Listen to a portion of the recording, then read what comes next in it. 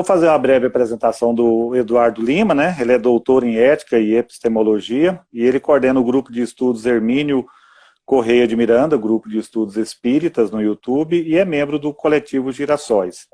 E foi um convite que o Fábio, presidente da Abrepaz, fez ao Eduardo, numa parceria junto ao coletivo Girassóis, para que a gente desenvolvesse uma discussão. Nós temos aqui algumas pessoas bastante interessadas em ouvir você, tá? E se você quiser fazer sua apresentação pessoal, eu já passo depois aquele roteiro que a gente combinou, tá ok, Eduardo? Tá ótimo. Não, a apresentação já foi feita. Só quero dizer boa noite. Boa noite a vocês. É uma alegria finalmente poder conversar um pouco com você representando a Abrepaz, né? Nós temos acompanhado o trabalho da Abrepaz, eu acho que praticamente desde a fundação, né? Vou mandar um abraço, um grande abraço para o Fábio, para a Mirella, né? Em outra oportunidade conversarei com eles também. Prazer de conhecer, irmão. E boa noite a todos vocês que estão aí no Instagram. Depois vai para o canal de vocês, né? Essa live.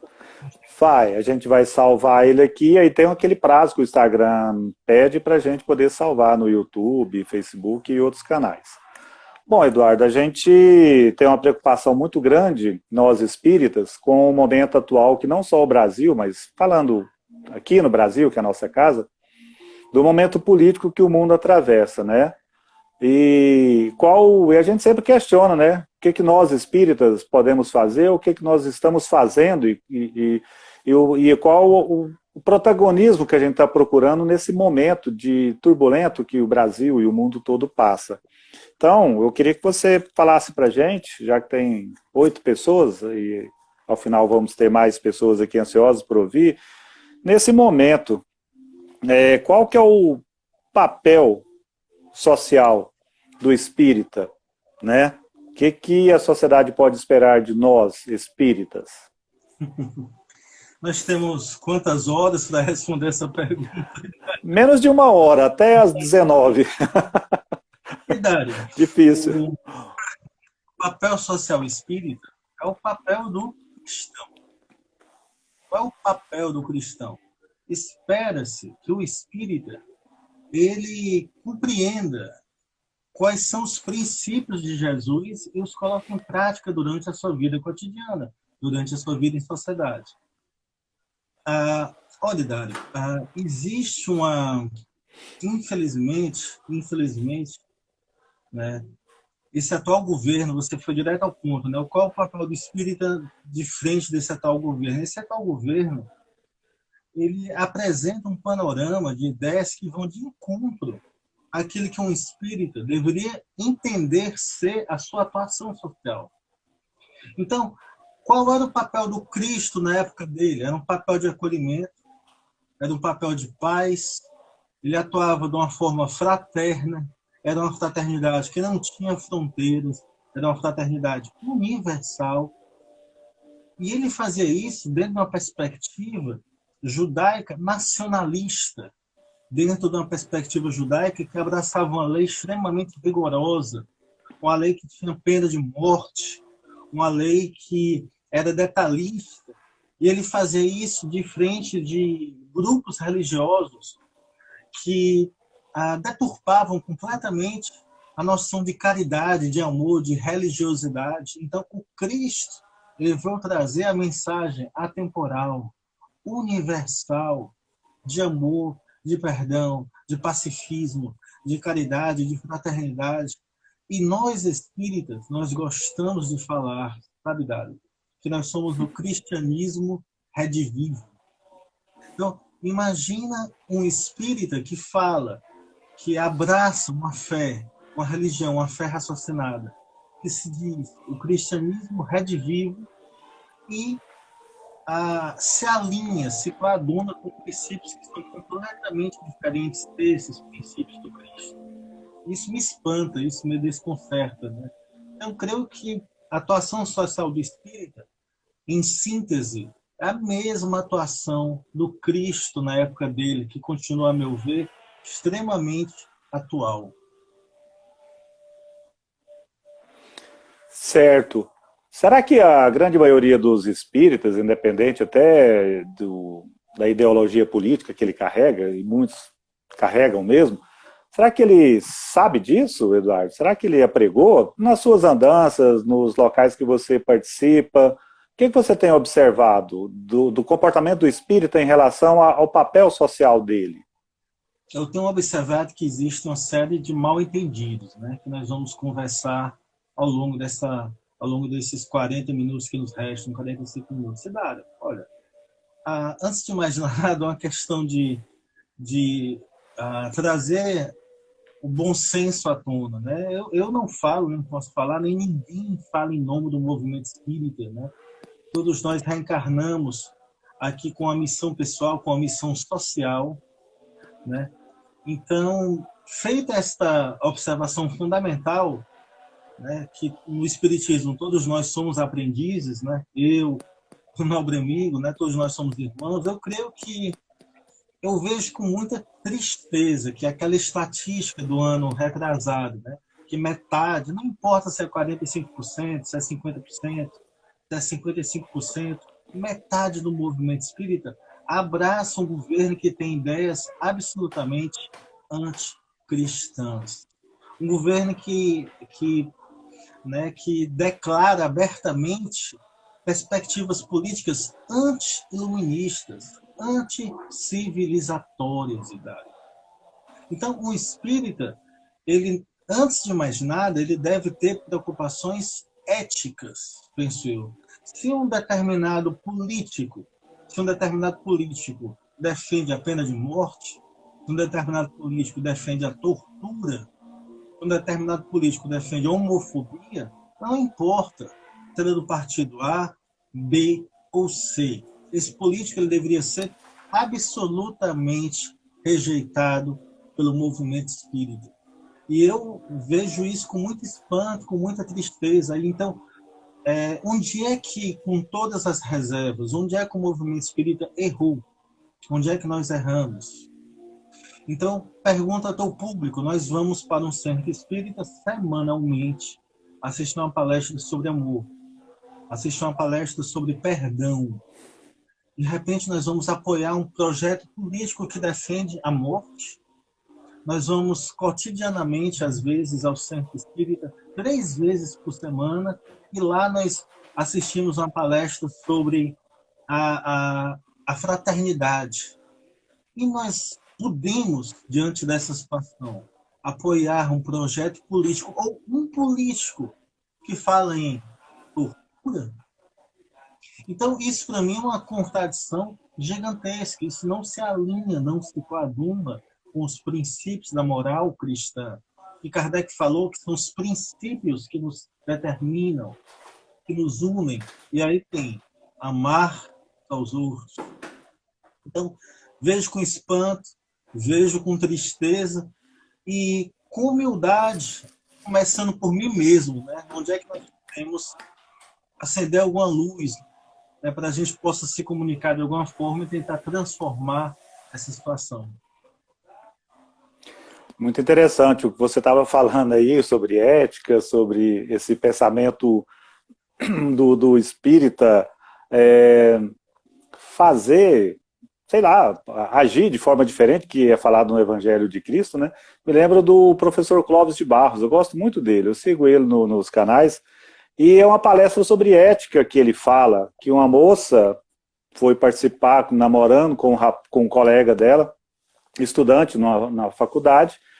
Ela precisou passar uns dias no encontro, já que ele fazia um curso, ela outro, e nesse outro encontro lá, ele tem um jeito muito engraçado de dizer, um jovem muito bonito, tal, dá de cima dela e ela entra num conflito de aceitar a abordagem desse outro rapaz, ter lá um conluio amoroso com ele durante uns dias, e, no entanto, tocou o ponto ético na cabeça dela. Se passa pela minha cabeça ficar com outro rapaz que não seja meu namorado, onde está o meu princípio ético? Eu nem deveria pensar em ficar com esse outro rapaz. Então, assim, e ela não ficou, segundo a história dele. Mas, realmente, é bastante dicotômico o comportamento do espírita. Nas casas que eu vou também é dessa maneira. Como que você pode ler um evangelho, ouvir uma palestra super positiva, falar das coisas boas, positivas, de ajudar o próximo e tal, e, no entanto, partindo dali, você aprova coisas que são totalmente ao contrárias, né? Talvez aí a gente já pode até entrar no segundo tópico, né, que seria o papel político do espírita, né? Kardec, como você mesmo me disse, disse para a gente ser apolítico, né? Mas não tem como sermos apolíticos. Dário, existe, eu creio aí, um mal-entendido que precisa ser esclarecido. Né? Sim.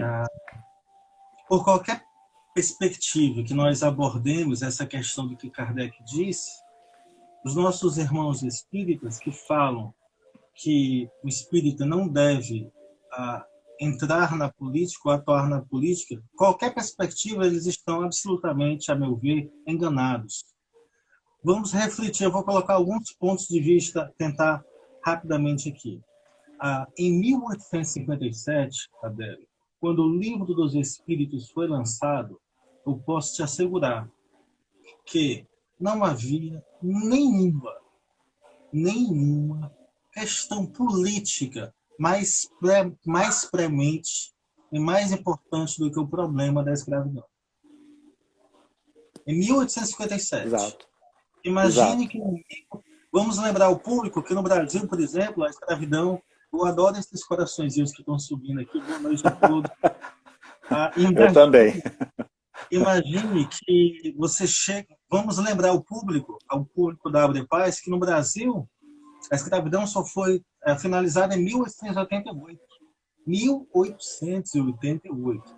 Então, Adélio, faz de conta que você chega lá em 1857, fala, eu sou a Miss Allan Kardec. Boa noite, Allan Kardec. Tudo bem? Eu gostaria de falar sobre escravidão.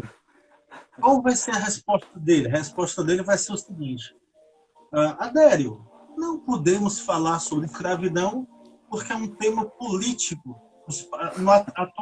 Inclusive no seu país, isso é uma questão que pode até derrubar o imperador. Não podemos tocar nesse assunto. Então você vai chegar para Allan Kardec e vai dizer: Allan Kardec, aqui no Livro dos Espíritos trata da escravidão. Então, você chega para Allan Kardec: Allan Kardec, eu gostaria de falar sobre a questão da emancipação da mulher. Allan Kardec vai dizer o seguinte: não, esse assunto não podemos tocar porque é um assunto político. Esse assunto está presente no Livro dos Espíritos. Allan Kardec, vamos falar de distribuição de... Não, dos Espíritos. O primeiro livro já lançado, ele já vem pleno de reflexões e de um norte político claro de como nós devemos atuar diante da escravidão, da distribuição de renda, das questões de gênero, das questões da opressão da mulher, da questão da distribuição de riquezas. Tudo isso já está claro, não está subtendido, são princípios que já estão no Livro dos Espíritos. Agora, era de se esperar que um homem como o mestre e professor Allan Kardec, obviamente, ele deveria ter deixado escrito o partido que o Centro Espírita não deve se transformar em um partido político. Isso é outro debate. Mas em nenhum momento o Centro Espírita é um partido político. Ele está, a meu ver, acima, além. Ali existe um debate ético que transcende a esfera mundana e que abraça Jesus, abraça os princípios do Cristo. Isso é uma perspectiva. Segunda perspectiva que nós podemos responder essa tua questão para terminar. Tá bom, pode continuar. Tá bom te ouvir.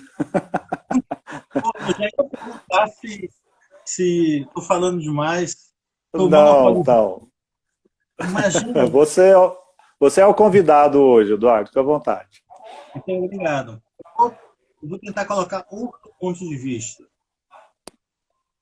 Nós espíritas, nós somos providencialistas e nós somos evolucionistas. Nós trabalhamos, Adélio, com a intervenção divina na humanidade. Nós trabalhamos com a perspectiva de que os bons espíritos nos ajudam. Então, vamos fazer uma pequena linha histórica da evolução.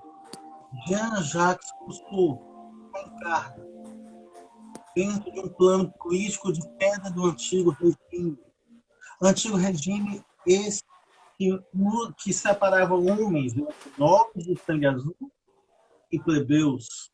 Então, vê um homem, certo, como Jacques Rousseau, reencarna e fala: está tudo errado. Somos irmãos, somos iguais. Jean-Jacques Rousseau influencia Pestalozzi enormemente, reencarna Pestalozzi. Jean-Jacques Rousseau influencia enormemente a Revolução Francesa, o Iluminismo, quando os gênios reencarnaram ao mesmo tempo para trazer um pouco de luz para esse nosso planetinha atrasado. Então, nós tivemos Pestalozzi, com a sua perspectiva igualitária, discípulo de Rousseau, com a sua perspectiva igualitária, com seu ensino amoroso, com seu ensino integral. Depois, quem vai ser discípulo de Rousseau e Pestalozzi? Hippolyte Denisard Leon Allan Kardec. Kardec, exatamente. A linhagem político-filosófica de Allan Kardec. Antes de Rousseau, tiveram os mestres de Rousseau também. Então, quando nós reencarnamos, nós não reencarnamos para ficarmos dentro de uma caverna, orando em meditação, esperando a iluminação interior. É óbvio que existe o princípio da reforma íntima. Nós temos a nossa família imediata, nós temos a nossa mãe, nosso pai, nossos filhos, nossos irmãos. Você reencarna em um local que é preciso, com a missão precisa, para você se auto-iluminar e ajudar o seu entorno. Mas, para além desse entorno, Adélio, a doutrina espírita, pelo menos da forma como eu entendo, já o livro dos Espíritos deixa claro, nós também temos uma missão social, porque ninguém evolui sozinho. Você não pode ser um espírito evoluído em uma sociedade. Você não pode ser um espírito evoluído e não fazer nada. Se tem um irmão que está ali sendo torturado, se tem um irmão que está sofrendo homofobia, isso é um espírito evoluído? Então, tem a perspectiva da reforma. Então, o espiritismo, o espiritismo nos fala que nós somos seres sociais.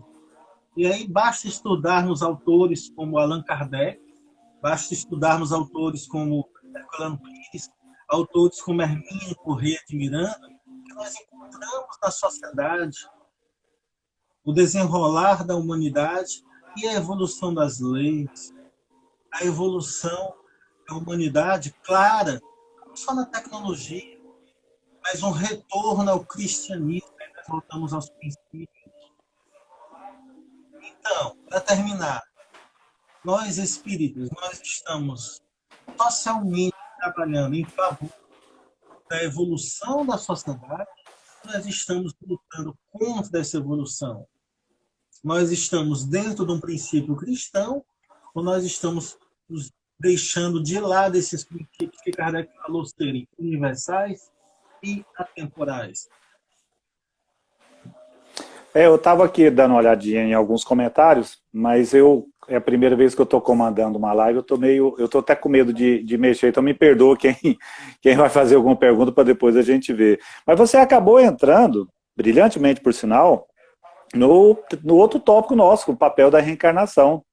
Aí você já esclareceu para a gente aí, né, a respeito de se o espírita que acredita na reencarnação, que crê que ele tem uma missão a desenvolver, ele tem pensamentos contrários ao que ele pratica, qual que seria o papel da reencarnação então, né?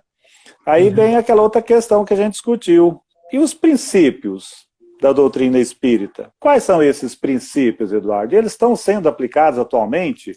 A gente sabe que da época de Kardec para hoje, como você brilhantemente discorreu, há uma diferença de tempo, né, muito grande. Era uma época em que existia escravidão, em que a mulher era não tinha um papel na sociedade, ela não era destacada em quase nada. Mas e hoje? O que você pode dizer para nós, Eduardo? Pois é, antes de eu chegar no hoje, eu quero fazer mais uma pequena retomada, porque eu estou aqui com o Livro dos Espíritos, né? Chegar no hoje. Então, questão 760, pena de morte. Aí, Adélio, questão 794, legislação humana, progresso. Aí depois, Adélio, questão 806. Depois a gente pode ver um pouquinho mais calma, desigualdades sociais. Então, questão 817. Atenção, senhoritas que estão nos vendo. Igualdade de direitos do homem e da mulher. Toda uma sessão dedicada da pergunta 817 até a pergunta 822 sobre a igualdade de direitos entre homem e mulher. E fica só nesse minutinho. Hoje, 2020, as mulheres, por lei, elas têm os mesmos direitos que os homens. E isso é novidade. Até a década de 30, as mulheres não podiam votar. Então, hoje, a mulher, ela exercendo o mesmo cargo do homem, ela ganha a mesma coisa em termos de estatística, ela tem o mesmo direito. Eduardo, deixa eu te complementar um negócio interessante. Quando o Barack Obama foi o Barack Obama, o ex-presidente dos Estados Unidos, eu confundi o nome dele no momento. Quando ele foi eleito, quando ele foi eleito para o primeiro mandato, sabe qual foi a primeira lei que ele mandou para o Congresso e a lei foi votada favorável? Por incrível que pareça, olha só, eu estou falando dos Estados Unidos, a nação mais rica e a maior potência do nosso tempo. A lei de isonomia no serviço público, porque lá no serviço público federal norte-americano, mulheres e homens que tinham o mesmo cargo, a mulher não ganhava igual. Primeiro decreto do Obama, por incrível que pareça. Então, assim, só para ilustrar isso que você está falando, a gente está falando dos Estados Unidos, não está falando de um país pobre, subdesenvolvido e tudo, está falando da maior potência do mundo. A primeira lei dele foi de isonomia salarial no governo federal entre homens e mulheres no mesmo cargo.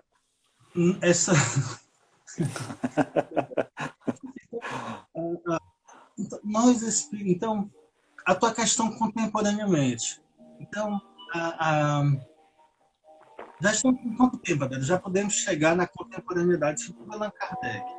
Então, imagine-se, então, um espírito que não tem preocupações ecológicas, com a criação. Então, isso não é coisa de esquerda. Isso não é coisa do PT. Isso não é coisa do PCdoB. Isso é coisa de espírita.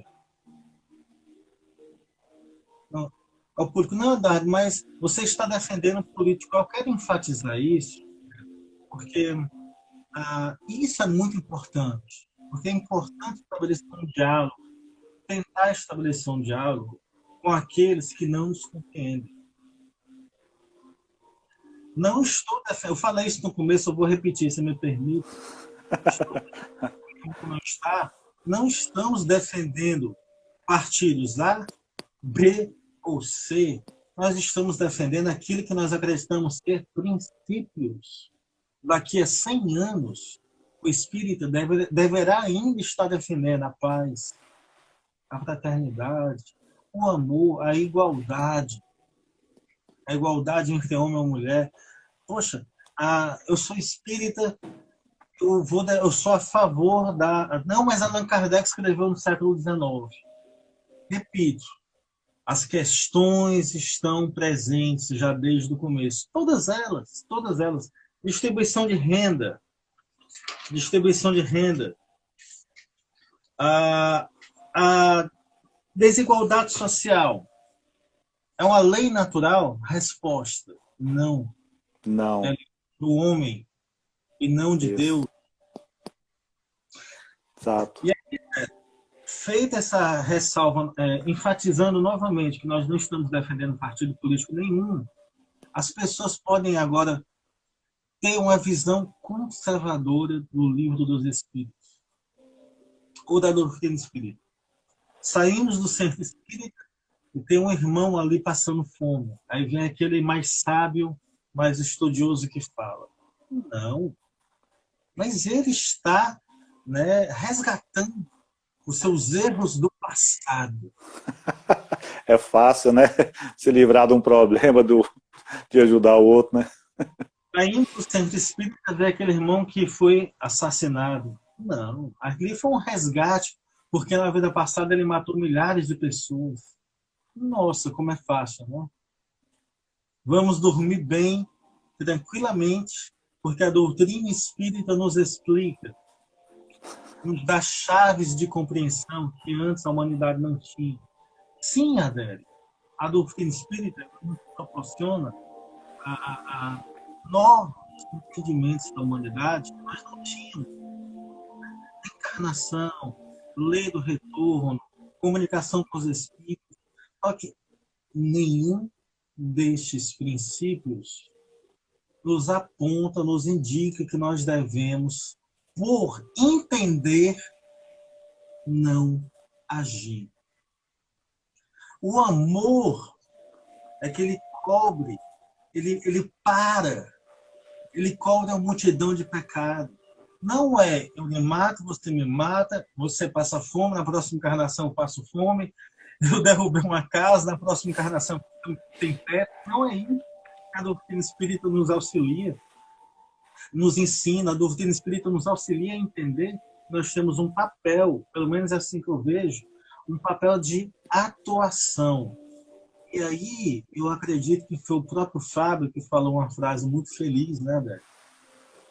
Feliz será o dia em que o Centro Espírita, numa live que ele fez lá para o Grupo Hermínio de Miranda, feliz será o Centro Espírita no dia que ele não precisar mais distribuir cestas básicas. Eu tenho sonho também.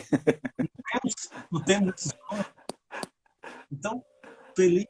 Então, é isso. Depois, estou me estendendo demais novamente. Não, tá muito bom te ouvir. Você tá explicando muito bem. Boa noite para os grupos, as pessoas. Eu também não. Eu estou detalhe, eu estou congelado desde quando, para mim, né? Começou essa live, me vendo só de lá, parado. Não, tá bem. A gente tá vendo, você tá movimentando. Só o seu som que tem hora que dá uma oscilada. Mas a gente está conseguindo ouvir bem. Eu vou ativar aqui os comentários para a gente ver se tem alguém tenha perguntado, queira perguntar alguma coisa. Mas eu vou deixar os comentários aqui ativos. Bom, Eduardo, você já falou para a gente sobre o papel social do espírita, né, o papel político, os princípios, se são aplicados. Você falou também sobre o papel da reencarnação. E agora sim, para a gente partir para esses... Falta cerca de 20 minutos ainda para terminar nosso espaço. Esses problemas com que a sociedade brasileira vem se deparando ultimamente, não só por questões políticas, mas por questões já históricas. Por exemplo, qual seria o papel hoje do espírita frente à discussão da pena de morte, sobre essas questões de racismo? O ex-ministro da Educação retirou aquelas cotas que foram colocadas em governos anteriores, em pós-graduação das instituições federais para índios, negros, enfim. Sobre esses... O Brasil é o país mais perigoso para LGBTs, onde mais se comete crimes. Sobre essa violência que foi... A violência hoje diminuiu na estatística do governo e na imprensa, porque a gente sabe que ela não diminuiu. Quando você pega mecanismos sérios de verificação da violência, eu não me lembro o nome de um deles principal agora, fala que tem crescido muito os homicídios no Brasil. E a distribuição de renda, ecologia, você pode ir colocando por tópicos, tá? A respeito desses temas, que eu sei que você tem muito para contribuir com a gente. A Mirella, é coisa de mulher, ó, a Mirella tá te corrigindo aqui. Eduardo, o nome do nosso entrevistador é Idário. Não é Idário não, né? Idário. Idário. Não, mas todo mundo confunde meu nome, só eu, meu pai que tinha esse nome, então fique à vontade. Perdão, Idário. Ele está Não, não tem dizendo, problema. Eu quando eu estava estava tão focado no seu conteúdo que se você me chamar de Dário de Adério, estava do mesmo jeito. bom, aqui idade, na minha cabeça eu estava falando idade. Olha, é o seguinte, nós espíritas, antes de mais nada, acho que nós temos que seguir o exemplo de Kardec dentro da perspectiva também do estudo, Idade. Então, Sim, eu vejo com espanto esse governo atual, porque ele remete a princípios, a valores que, a meu ver, já não deveriam mais existir no planeta. Então, eu não então nós entre a Primeira e a Segunda Guerra Mundial, particularmente durante a Segunda Guerra Mundial, com a ascensão do fascismo e do nazismo, nós observamos o crescimento de ideias absolutamente irracionais, ideias completamente anti-civilizatórias. Se nós anticristãs pegarmos na essência, né? anti-iluministas e anticristãs na essência.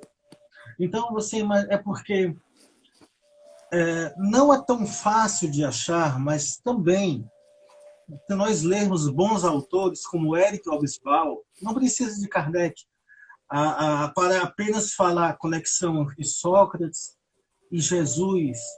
Na história, nós já observamos a linhagem de pensamentos do Cristo partindo lá da Galileia, 2000 anos atrás, até chegar na Revolução Iluminista, as revoluções burguesas que derrubaram o antigo regime, que fundaram as noções de democracia, que fundaram as noções de respeito ao próximo. Quando eu digo fundaram, quero dizer precisamente institucionalizaram.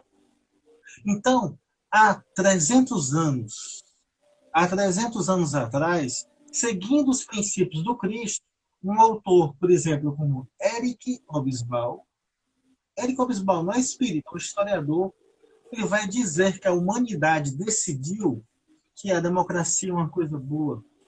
Ele vai dizer que a humanidade decidiu que a igualdade de direitos é algo a ser perseguido. Ele vai explicar, portanto, que na década de 40, as ideias do nazismo e do fascismo elas foram absolutamente contra aquilo que a humanidade decidiu chamar de civilização. Então, a humanidade decidiu que a tortura é algo hediondo. Nem mesmo o exército teria permissão para torturar. A humanidade decidiu que a pena de morte ela deveria ser gradualmente abolida. Mas como aí nós voltamos ao começo da nossa conversa, o planeta Terra evolui lentamente. Isso começou 300 anos atrás. Repito, no Brasil, a escravidão foi até 1888. Como você estava falando, nos Estados Unidos, o Obama vai fazer isso agora. 15 anos atrás.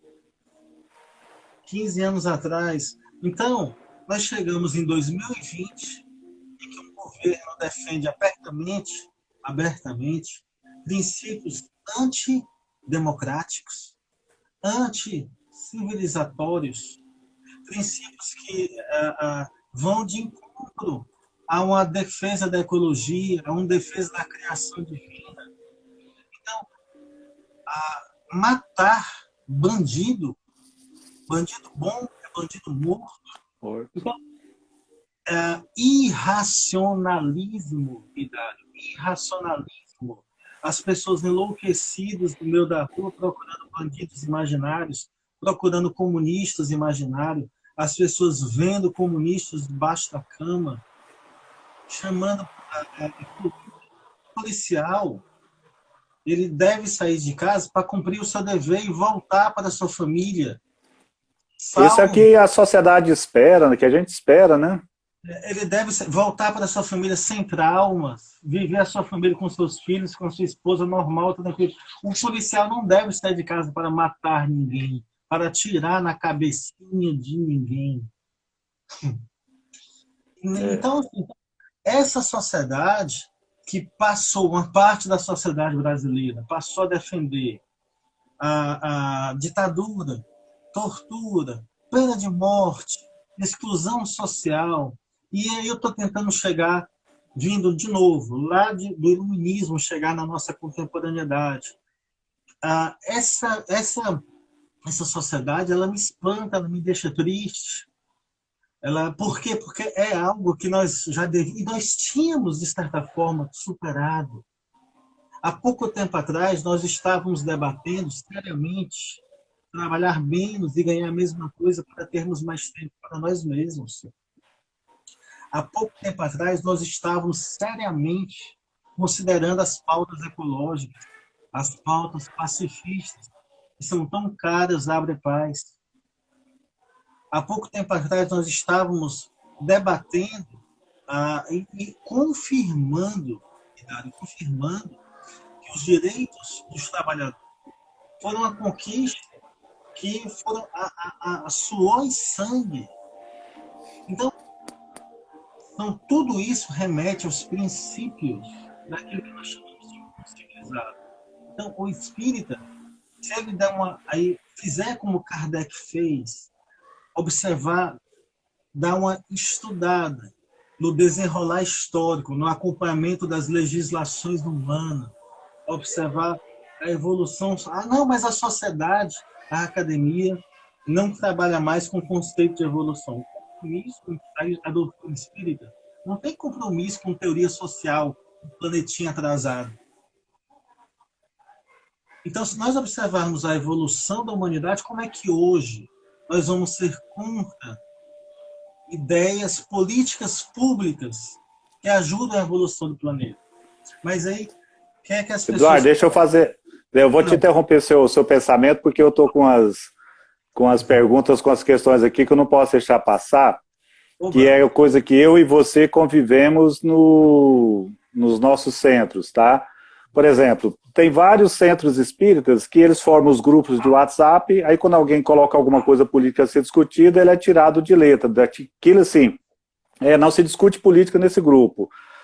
Eu acho que nessa discussão política que houve nesses últimos 30 anos no Brasil, acho que o espírita ficou de fora. Nós não participamos com nada, nós não demos colher, nós deixamos que outros segmentos religiosos invadissem esse espaço que poderia ser nosso. Então o Fábio está falando aqui, ó, que tem grupo que prefere, que não deve emitir opinião sobre racismo, não deve discutir racismo, homofobia, política dentro dos núcleos espíritas, dentro do centro espírita. Vai discutir isso aonde? E tem mais uma observação aqui, muito boa para te ajudar. Muitos espíritas defendendo o que você falou, né, esse governo, desgoverno. E tem a Mirella falando aqui aquelas pessoas caridosas no centro espírita que você falou, né? E sai lá fora, não é capaz de dar uma moeda para alguém comprar um pão. E a Ângela está com a observação, muitos religiosos se inspiram mais no Velho Testamento que o primeiro. O Velho Testamento, como o próprio Jesus diz, foi história, né? Deixa o Velho Testamento para lá. E, por fim, o Rosildo, omitir-se diante de uma injustiça qualquer é posicionar-se do lado do opressor, uma frase histórica, muito bem lembrado, Rosildo, do Martin Luther King. Então, assim... Eu acho que falta... Só a última aqui do Fábio, né? O Fábio está falando o seguinte aqui, a última dele. Li um comentário hoje de um espírita que diz haver uma milícia celestial que atua em uma guerra espiritual em nome de Jesus. Não é uma narrativa assim, muito incoerente, Eduardo? Eu acho que nesses últimos 15 minutos nós já situamos historicamente, eu acho que nós podemos agora nos aproximarmos mais ainda desses pontos que os nossos irmãos levantaram. Então, assim, Fábio, milícia, né? Eu vou começar da última questão. O que é uma milícia? Allan Kardec, será que ele não iria estudar e entender o que é uma milícia? uma questão... Se bem que na época de Kardec era Napoleão II, né, que era o imperador, provavelmente devia ter aqueles defensores da continuação da monarquia. Bom, eu estou sendo irônico, né, na verdade. Certamente. Então, aquela coisa, a humanidade, de novo, não sou eu, Eduardo, a humanidade decidiu que nós temos um Estado e que, por enquanto, a violência, na medida do possível, dentro da lei, ela vai passar a ser exercida legitimamente pelo Estado, não é pelo cidadão comum. E isso já foi um passo gigantesco. Na época de Kardec ainda tinha um duelo. Então, falta estudar, Fábio, Allan Kardec. Falta abrir o livro dos Espíritos e estudar igualdade entre homens e mulheres. As leis morais. Falta estudar o racismo. Uma coisa. Então, qual seria o papel de Allan Kardec? Na época dele, Pestalozzi já estava lutando e colocou em prática a igualdade da educação entre homens e mulheres. Exato. 170 anos atrás, Allan Kardec, discípulo de Pestalozzi, estava buscando esses mesmos princípios. Imagine um espírita se alinhando com racismo. Então, Dário, é uma questão de... Por isso que eu já falei 2 vezes, antes de terminar esse nosso encontro, que eu fiquei muito feliz pelo convite, eu acho que nós temos que repetir mais uma vez. Nós estamos defendendo certeza. Princípios, Fábio. Nós estamos defendendo Jesus. Se você dissesse, mas se não tivesse a doutrina espírita, nós tínhamos Jesus. Pelo que Jesus, olha, vamos colocar uma coisa. Quando Jesus estava entre nós, não havia separação formal entre religião e política. A separação formal entre religião e política, ela vai começar a ser teorizada e institucionalizada no século XVIII, e no Brasil ela se efetiva com a proclamação da República, estabelecendo o Estado laico. O Estado é laico porque ele não defende religião A, B, C ou D. Ele defende todas as crenças e a ausência de crença. Então, aquele irmão que é negro, a nossa postura que está sofrendo, a nossa postura é dizer que ele é um senhor, a postura do espírito é dizer que ele é um senhor de escravos reencarnado. Ele é nosso irmão, eu e você não existe. A postura do espírito é estudar e entender o que a atual biologia fala sobre raça.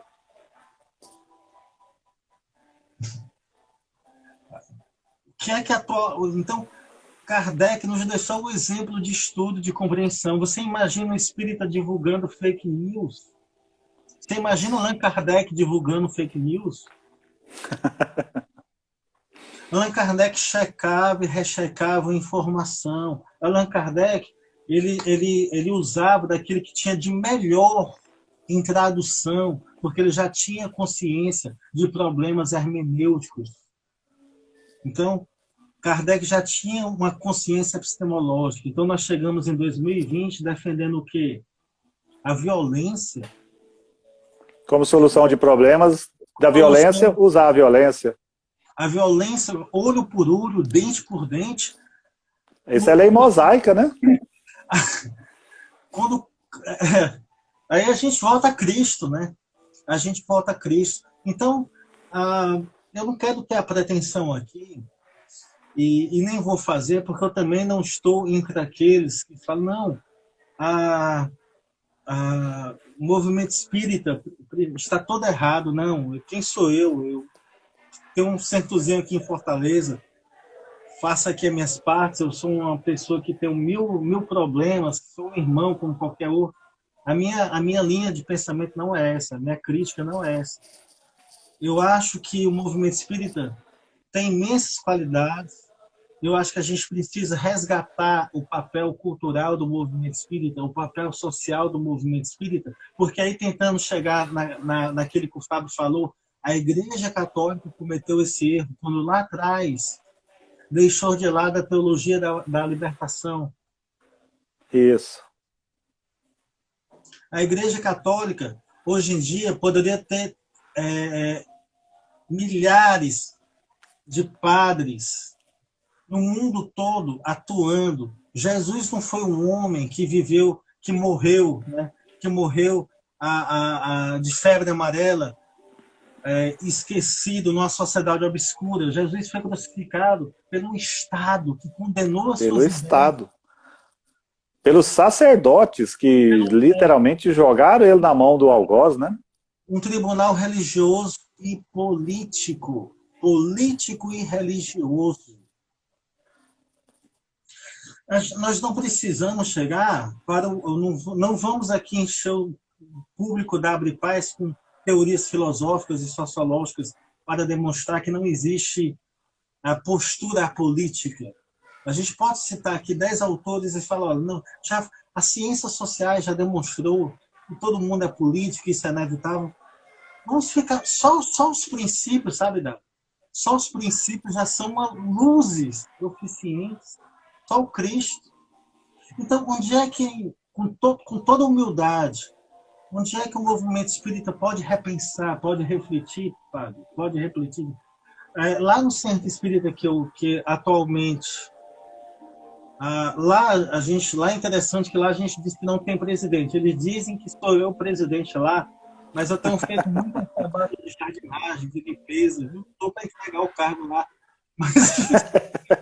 Tá pesado, Eduardo. Tá pesado, viu? Tá pesado. Eu acho que eles me enganaram. Eles disseram que você vai ser presidente. Não, mas olha, graças a Deus que eu tenho cães, que eu tenho todo dia quando eu faço a vassoura lá, viu? Eu agradeço a Deus, olha, eu posso trabalhar, graças a Deus. O trabalho braçal é uma coisa divina. Deixando de lado essa parte, né? Voltando. Então, lá no Centro Espírita, nós colocamos mensalmente debates, espiritismo e feminismo, espiritismo e racismo, espiritismo e socialismo, espiritismo e ecologia, espiritismo e arte. Nós fizemos uma agenda, foi interrompido, inclusive com a minha querida Clícia Fontinelli, foi interrompido, a pandemia interrompeu, no mês que ia ser o debate, espiritismo e socialismo, que nós iríamos explicar a partir daquele livro do Leandro Benini. Então, sim, para ser mais prático, lá no centro que eu trabalho, nós fazemos isso, é um caminho que a gente encontrou. Mas isso é a minha experiência, talvez a minha experiência não sirva em outro centro. Em outro centro funciona melhor rodas de conversa, em outro centro funciona melhor palestras com rodas de conversa, com atuações mais diretas. O fato é que, sim, não se trata de transformar o Centro Espírita em um partido político. Se trata de compreender que nós somos seres espirituais, imortais, que reencarnamos com a missão pessoal, mas também com a missão social.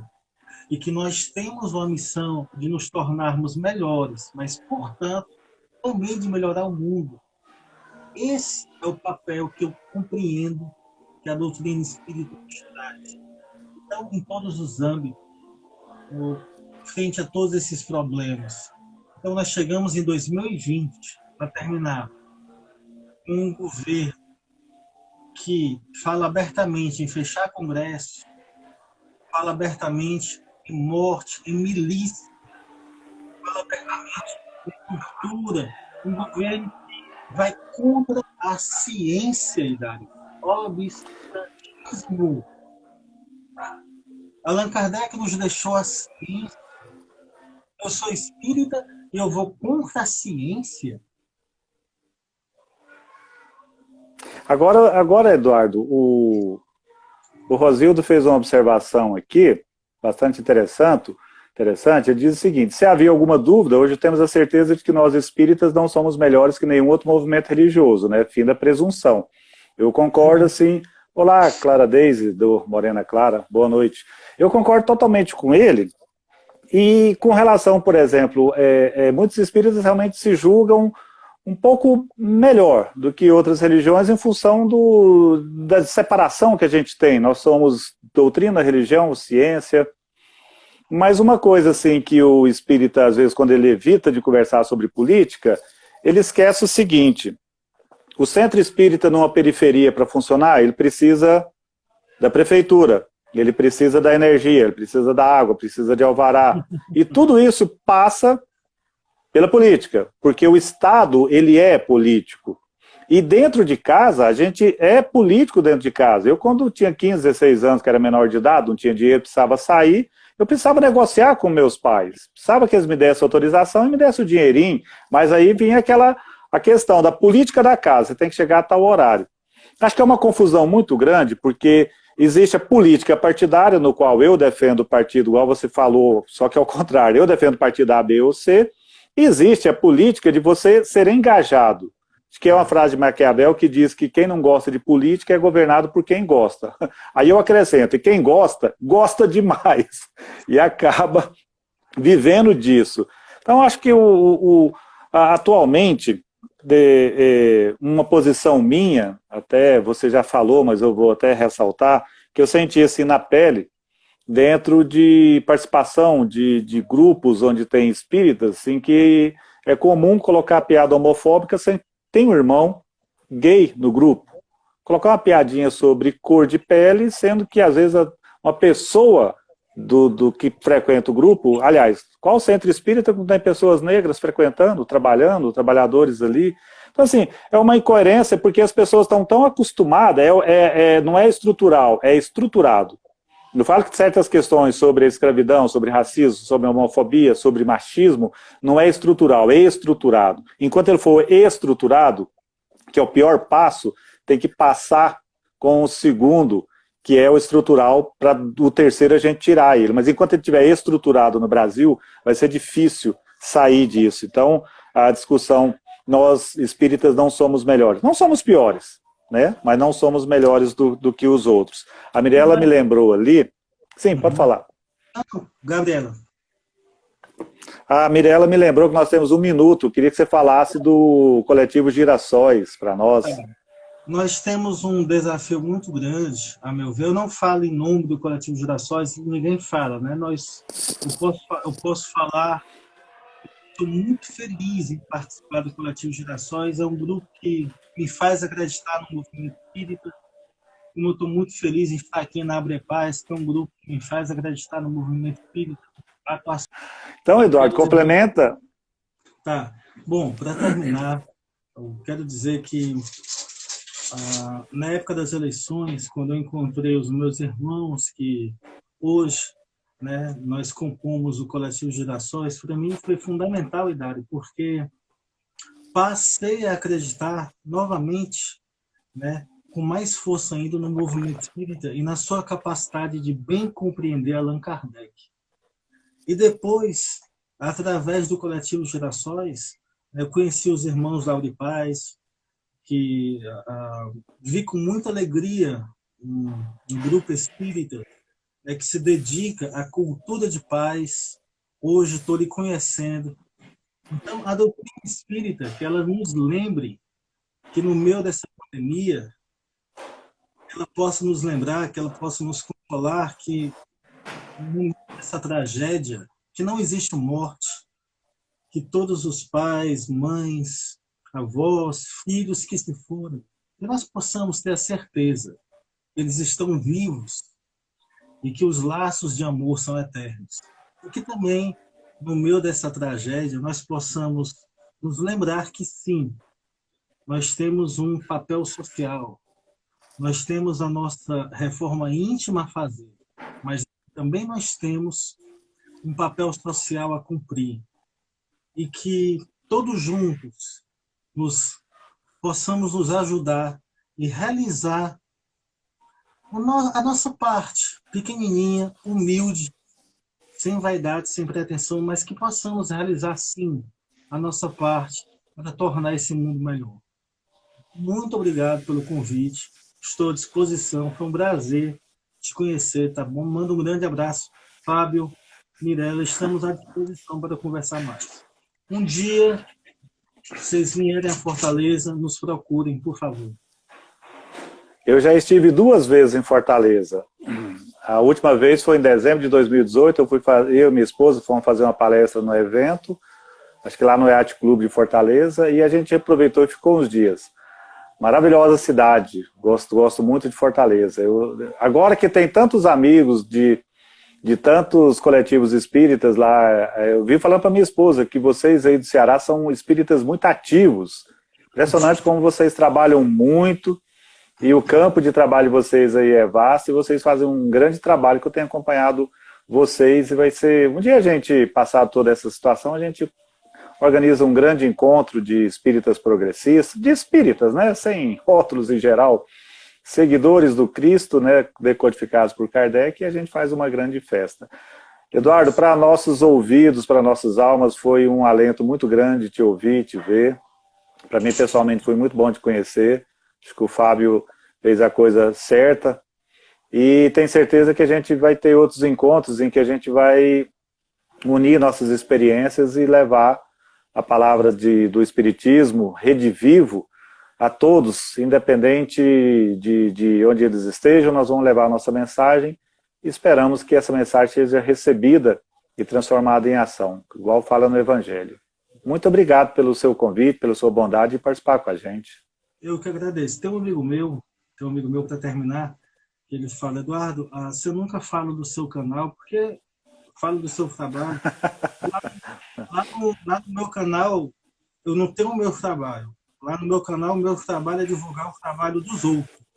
Eu sou apaixonado por isso, divulgar o trabalho dos outros. Então, quem quiser conhecer, no YouTube, Grupo de Estudos Hermíndio de Miranda, homonimamente no Facebook, tá bom? Fique com Deus. Muito obrigado mesmo. Foi um prazer, uma alegria poder compartilhar esse fim de tarde. Toda a nossa também. Fica com Deus, na paz de Jesus. Abraço e obrigado.